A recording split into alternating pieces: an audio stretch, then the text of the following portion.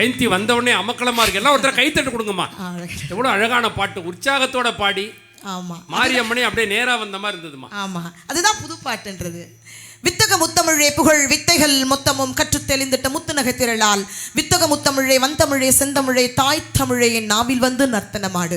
நடுவர்களே, பட்டிமன்றம்னு சொன்னீங்க. நம்ம பாண்டிச்சேரியில இருந்து நான் எங்க பஸ் ஸ்டாண்ட்ல, அந்த பஸ் ஸ்டாண்ட்ல நின்று இருந்தேன்.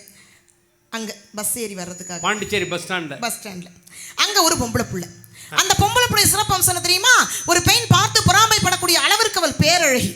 ஓ, பெண்ணே பெண்ணை பார்த்து பொறாமைப்படக்கூடிய அளவிற்கு ஒரு பேரழகி. பாண்டிச்சேரியிலமா? பாண்டிச்சேரியில அந்த மாதிரி ஒரு பொண்ணா? ஆமா, நானும் இவ்வளவு வருஷமா இருக்கு நான் பார்த்தது இல்லையா. யார் அது? அவளை வர்ணிக்கணும் அப்படின்னா ஒரு வாய் 2 வாய் 3 வாயெல்லாம் பத்தாது, 1000 வாய் தேவைப்படும். ஊருப்பட்ட வாய் வேணும். ஆமா, அவளை வர்ணிக்கணும்னு சொன்ன இல்லையா? அவள் கண் சும்மா திராட்சை பழம் மாதிரி இருக்கும்.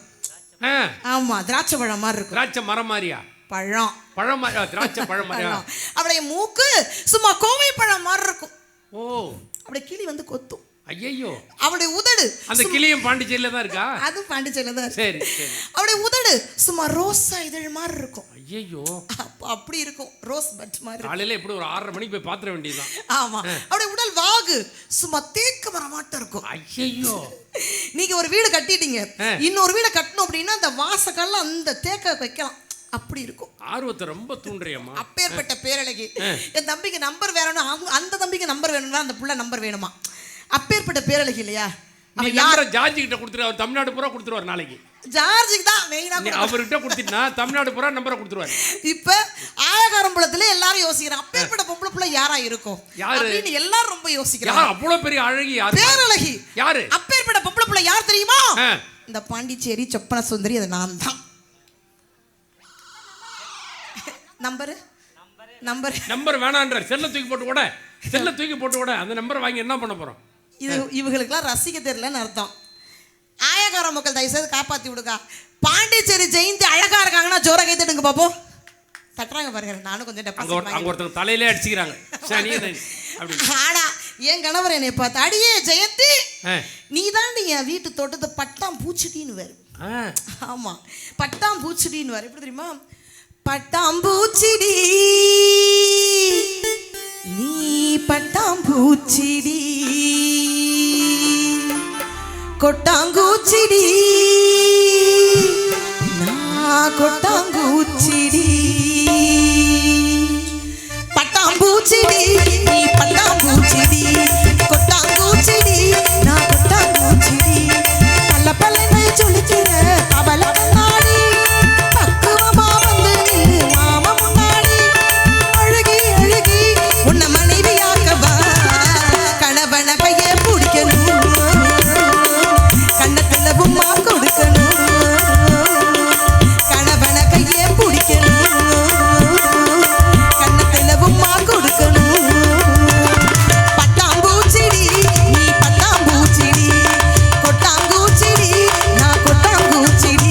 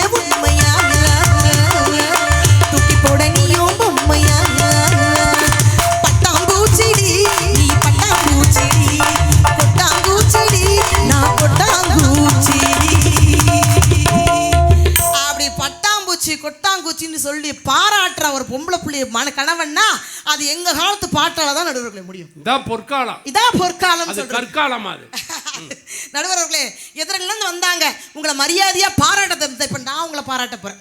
பாராட்டி நம்ம நிகழ்ச்சிக்குள்ள போயிடலாம். ஆரம்பி. கடலுக்கு டஃப் கொடுப்பது சுனாமி. கடலுக்கு டஃப் கொடுப்பது சுனாமி, சரி. காற்றுக்கு டஃப் கொடுப்பது சூறாவளி, காற்றுக்கு டஃப் கொடுப்பது சூறாவளி, நிலத்துக்கு டஃப் கொடுப்பது நிலநடுக்கம், வானத்துக்கு டஃப் கொடுப்பது அம்மாவாசை, அந்த அம்மாவாசைக்கே டஃப் கொடுப்பது எங்க நடுவர் தான். என்ன மாதிரி கருப்பா என்ன பத்தி ஏதோ வர்ணிக்க போறேன்னு சொன்னீங்க, அந்த வர்ணிப்பு தான் நல்லா இல்லையா? நல்லா இருக்கு, ரொம்ப நல்லா இருக்கு. ஆமா, அப்படியாப்பட்ட கருப்பா இருந்தாலும் நீங்க பேழழகு அழகு நீங்க. அந்த மாதிரி அற்புதமான எங்க நடுவரை எப்படி நம்ம எங்க பாட்டுல எப்படி வர்ணிக்கணும்? வெற்றி எல்லாம் நம்ம கூட வரும், நீங்க போறேனோ நல்ல பெருமை தரும், சத்தியத்தை தினம் காத்து வரும், அந்த சாமி தரும் பல நூறு வரும், மனசு எல்லாமே கோயிலையா, அதுல நீதானே சாமி ஐயா, நல்லவன் தான் இவன் நல்லவன் தான், நல்லதெல்லாம் இங்க சொல்ல வந்தான், நல்லவன் தான் இவன் நல்லவன் தான், நல்லதெல்லாம் இங்க சொல்ல வந்தான், இவன் நாடெல்லாம் ஊரெல்லாம் நல்லவன், அட நீ தங்கக்குட்டி சிங்கக்குட்டி, ஓ பேரைச் சொல்லும் பட்டி தொட்டி,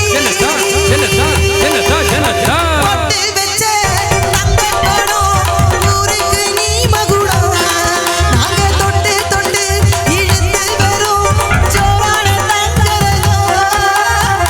அப்படி ஜோரா தங்கறத மாதிரி உட்கார்ந்துருக்காருன்னா எங்க நடுவராங்க. ஆமா, நடுவர்களே, எப்பேற்பட்ட ஊருங்க ஆயக்காரப்படம். அவங்கள 2 வார்த்தை சொல்லிட்டு நம்ம உள்ள போயிடலாமா? நீ இன்னும் உள்ள வரவே இல்லையா? வேணாம், எதுக்கு வரணும்? சிப்பிக்குள்ள இருக்குது முத்து, சிப்பிக்குள்ள இருக்குது முத்து. ஆயக்காரம்பலம் மக்கள் தாங்க இந்த ஊருக்கே கெத்து. காப்பாத்தி கைத்தட்டி காப்பாத்தி விடக்கா. ஆமா, கை தட்டுறாங்க, பரவாயில்ல. எத்தனை நாளாதாம்மா தட்டுவாங்க? சும்மா டெய்லி நம்ம வந்து ஸ்பெஷலான நடுவர் வந்திருக்காங்க, தட்டுவோம் அழகா. தாஜ்மஹால்லாம் ஒயிட்டு, தாஜ்மஹால்லாம் ஒயிட்டு. ஆயக்காரம்பலம் பெண்கள் தாங்க இந்த ஊருக்கே வெயிட். சூப்பர், இதுக்கு நானே தட்டுறேன், இதுக்கு நானே தட்டுறேன். அப்ப இப்ப திருவிழான்னா இந்த பாட்டு இல்லாம திருவிழாயா? அது எப்படி நடக்கும்? ஜாலியா இருக்குமா? ஒரு மஜாவா இருக்கணும், எங்க பாட்டு வேணும். அந்த பாட்டு இருந்தா தான் திருவிழாவே நிறைவாகும். மஜாவா இருக்கணும்னா பாட்டெல்லாம் தேவை கிடையாது, பாட்டுல மஜாவா இருக்கணும். பாட்டு இல்ல, பாட்டு வேணும். கல்லு மலை மேல கல்லுருட்டி, அந்த கல்லுக்கும் வட போட்டு மதுர கோபுரம் தெரிய கட்டியா, எங்க மன்னவர் வாரத பாருங்கடி, மதுர குலுங்க குலுங்க நீ தையாண்டி பாட்டு பாடு, புழுதி பறக்க பறக்க நீ ஜோராக ஆட்டம் போடு, இந்த மண்ணு மணக்கிற மல்லிகைப்பூ நம்ம மனசை எடுத்து செல்லும், வந்து நின்று ரசிக்கிற ஊரு சனம் இந்த தேரை எடுத்து செல்லும், மதுர குலுங்க குலுங்க நீ தையாண்டி பாட்டு பாடு, புழுதி பறக்க பறக்க நீ ஜோராக ஆட்டம் போடு. அப்படி ஜோரா ஆட்டம் போடணும்னா இந்த பாட்டு எங்க புது பாட்டு தேவை. உற்சாகமா இருக்கு. ஆமா, உற்சாகமா இருக்கு. இதான் பொற்காலம். ஆமா, இதுதாங்க பொற்காலம். நடுவர் அவர்களே, நானா பாத்தீங்கன்னா ரொம்ப அடக்கமான பொம்பளை புள்ள. ஐயோ, பார்த்தாலே தெரியுது. தெரியுது இல்ல? இந்த மைக்க கொடுத்துட்டாங்க அப்படின்றதுக்காக நான் அடக்கமா பேசுறேன். ஆனா என் வீட்டுக்காரன் நீங்க உங்களுக்கு தெரியாது இல்ல, அந்த மனுஷன் யாருன்னே தெரியாது. அவருக்கு பாத்தீங்கன்னா வாயை திறந்த 1 கிலோமீட்டர் வாயா இருக்கும். என்ன வாய், அப்படிப்பட்ட பெரிய வாய். நான் எது சொன்னாலும் எதை அடக்கமா ரொம்ப அடக்கமா பவ்யமா பேசுவேன். எது சொன்னது திட்டினா கூட மக்களே எதை பத்தி நான் கவலைப்பட மாட்டேன். ஒரு நாள் எங்க வீட்டுக்காரனை பார்த்து பேசுறாரு, அடியே ஜெயந்தி, என்ன திமிரான பேச்சு, என்ன சத்தம், கூட பேர் சொல்லி கூப்பிடலாமா? அடியே ஜெயந்தி துணி துவைக்கட்டாடி அப்படின்னு எனக்கு கேட்டார். சரி, கோவமே படல, கோவலா படம் அப்படியே பார்த்து, சரிங்க மாமா துவைச்சிங்க மாமா, சரிங்க மாமா, அவ்வளவு அடக்கம், அவ்வளவு பவ்யமான வார்த்தை அப்படி வாயில வராது. மறுபடியும் பாருங்க, ஒரு நாள் என்னை கேட்கிறாரு, அடியே ஜெயந்தி சோறு சமைக்கிட்டாடி, என்ன ஆணவ பேச்சு. நான் ரொம்ப பாங்க பக்குவமா பவ்யமா சொல்லியிருப்பேன், ரொம்ப பவ்யமா, சரிங்க வார்த்தை வராது மாமானே, அவ்வளவு ஒரு பவ்யம் தெரியுங்களா. அவர் கேக்குறப்பலாம் நீ பக்கத்து வீட்டுல போய் உட்காந்துக்குவியா? கேட்கும் பொழுதுலாம் எதுக்கு அவ்வளவு சத்தமா கூப்பிடுறாரு? என்ன அவ்வளவு சத்தம், அடியே ஜெயந்தி, எவ்வளவு சத்தம். இந்த மாதிரி கூப்பிட்டா எப்படி இருக்கும்? நான் வாயே திறக்க மாட்டேங்க, அவ்வளவு திமிரானவர். நான் ரொம்ப பவ்யமான பொம்பளை, வாயை திறந்து வார்த்தையே வராதுங்க. அப்படியாப்பட்ட கணவரையும் எங்க காலத்து பாட்டில் நாங்கள் எவ்வளோ பெருமையா பாராட்டி சொல்றோம் தெரியுமா? எப்படிமா பேசுவோம்? என்னுடைய மச்சான் அவரு அந்த ஐயனாரு போல பவரு, என்னுடைய மச்சான் அவரு அந்த ஐயனாரு போல பவரு, அவர் ஆறுவ சொல்ல ஒரு வார்த்தை இல்லை, அந்த அன்புக்கு அது ஈடு இல்லை, தங்கன நிலையிரு நெஞ்சுக்குழி இருக்குது. என்னுடைய மாம அவரு மதுரை வீரசாமி போல பவரு, என்னுடைய மாம அவரு மதுரை வீரசாமி போல பவரு, அவர் ஆறுவ சொல்ல ஒரு வார்த்தை இல்லை, அந்த அன்புக்கு அது ஈடு இல்லை, தங்கன நிலையிரு நெஞ்சுக்குழி இருக்குது. என்னுடைய மச்சான் அவரு அந்த ஐயனாரு போல பவரு, என்னுடைய மாம அவரு மதுரை வீரசாமி போல பவரு.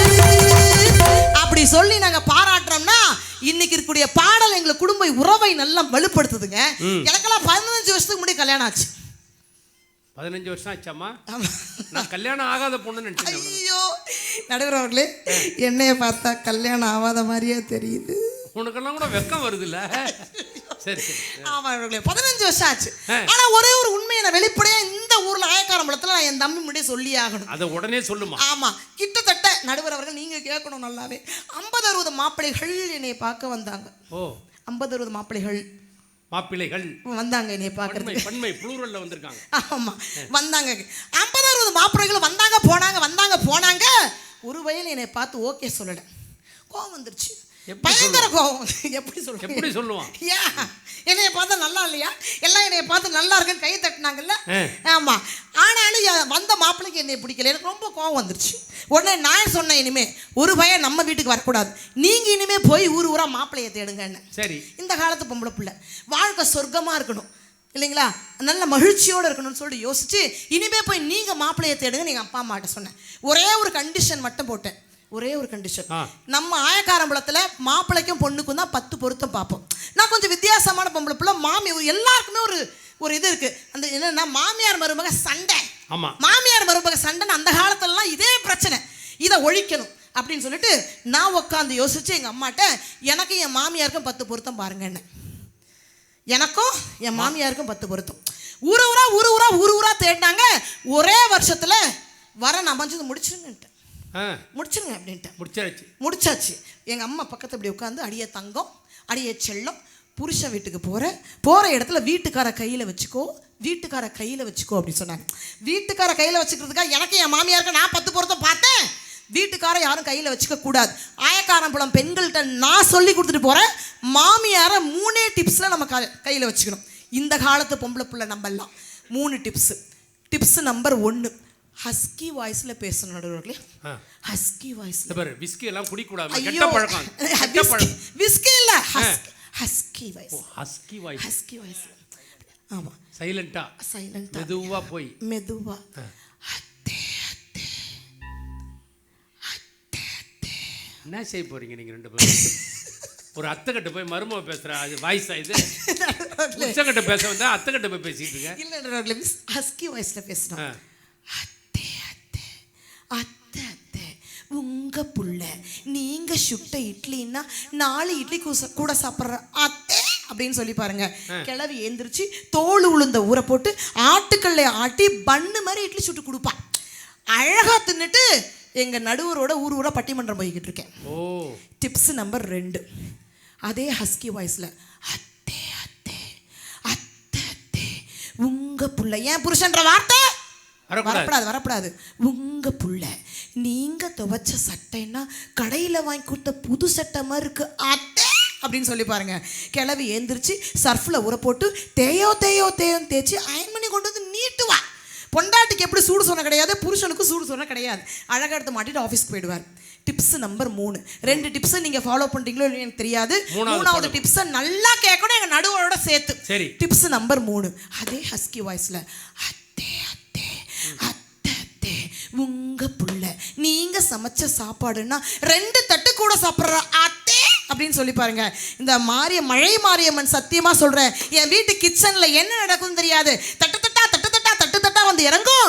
அழகா தின்னுட்டு எங்க நடுவரோட ஊரா பட்டிமன்றம் போய்கிட்டு இருக்கு. சாயங்காலம் வரும்பொழுது மல்லிகைப்பூ அல்வா, மல்லிகைப்பூ அல்வா, மல்லிகைப்பூ எனக்கு அல்வா, மாமியாருக்கு பிடிச்சா நம்ம ஊர் மக்கள் ஜோரா கை தட்டி உற்சாகப்படுத்துங்கம்மா. இது நல்லா இருக்குமா? இது இந்த டிப்ஸ் நல்லா இருக்கு. சொல்லுங்க, அருமையான டிப்ஸ் இல்லையா? அந்த அப்படி வாங்கிட்டே கழுத்துல போட்டுட்ட உடனே என் வீட்டுக்காரர் என்னை பார்ப்பார். பார்த்தோன்னே நான் திருப்பி ஒரு பார்வை பார்த்து நம்ம பாடுவேன் அவரை பார்த்து. எங்க காலத்து பாட்டுல சும்மா நிக்காதீங்க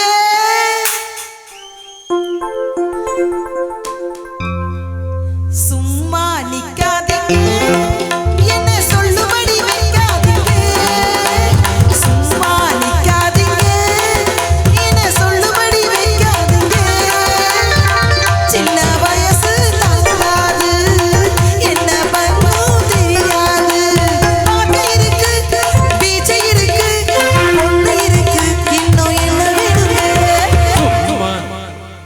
சும்மா நிக்க வேணாம். சரி, இந்த 3 டிப்ஸே போதும். ஆமா சரி கடவுளே. அப்படியெல்லாம் இன்னைக்கு நாங்க எங்க பாட்டுல அழகா கொண்டு நடுவர் அவர்களே, இன்றைய பாடல்கள் பார்த்தீங்கன்னா எல்லோரும் சொல்லுவாங்க அப்படி தப்பா பேசுறாங்க இப்படி தப்பா பேசுறாங்க. அந்த காலத்துலயும் இல்லையா, அந்த காலத்துலயும் குடிகார பாடல்லாம் போட்டாங்க. அவங்க போட்ட முன்னேறி எப்படியோ அதுதான் பின்னேறும் வருங்க. அந்த காலத்துலயும் போடலையா, குடிமகனே பெரும் குடிமகனே நான் எடுக்கட்டுமா அதை உனக்கு அள்ளி கொடுக்கட்டுமா உனக்கு, இப்படி எல்லாம் போட்டாங்க இந்த காலத்துல. இதுல என்ன தப்பு இருக்கு? நாங்க இந்த காலத்துக்கு ஏத்த மாதிரி பாடுறதுல என்ன தப்பு இருக்குன்னு கேக்குறேங்க. அழகா கொடுத்த எப்படி கொடுத்தேன் தெரியுமா? சாராய குடிச்சாக்கா அட சங்கீதம் தானா வரும் சங்கீதம் தானா வரும் கூட கீதம் தானா வரும் அட தக்கல சகிக்கல நீ குளத்துல கதி பழகல ஹே நம்ம கிட்ட கத்துக்கோ வந்தியற உச்சந்தல கீழ இருக்க உள்ள காலு மேல இருக்க நிக்கட்டுமா நடக்கட்டுமா நம்ம சிங்காரி சரக்கு நல்ல சரக்கு சும்மா கும்மனையே எனக்கு நம்ம சிங்காரி சரக்கு நல்ல சரக்கு சும்மா கும்மனையே அப்படின்னு அந்த காலத்தை பார்த்து இந்த காலத்தை நாங்க கொடுத்தோங்க. இதே மாதிரி ஆங்கிலம் கலந்த பாடல்கள் இன்னைக்கு இருக்குன்னு எல்லாரும் சாடுறாங்க. ஆனா அந்த காலத்திலே கொடுத்துருக்காங்க. இதை சொல்லி போயிட்டு உட்காந்துறேங்க. இந்த பட்டிக்காடா பட்டணமா அண்ணா சொன்னாங்க, அருமையா நல்ல படம் அப்படிலாம் சொன்னாங்க. அதுல ஆரம்பிச்சிருக்காங்க அந்த பாட்டு. இந்த பாட்டோட வரிகள் கேட்க இனிமையா இருக்கும். ஆனா அது புரியுமா அப்படின்னு பார்த்தா we shall meet at the garden gate a morning evening night till the dawn how we shall meet be together a morning evening night till the dawn உங்கள் பாடல்கள் சந்த என்னை பாருங்கள் அங்க உங்கள் பாடல்கள் சந்த என்னை பாருங்கள் அங்க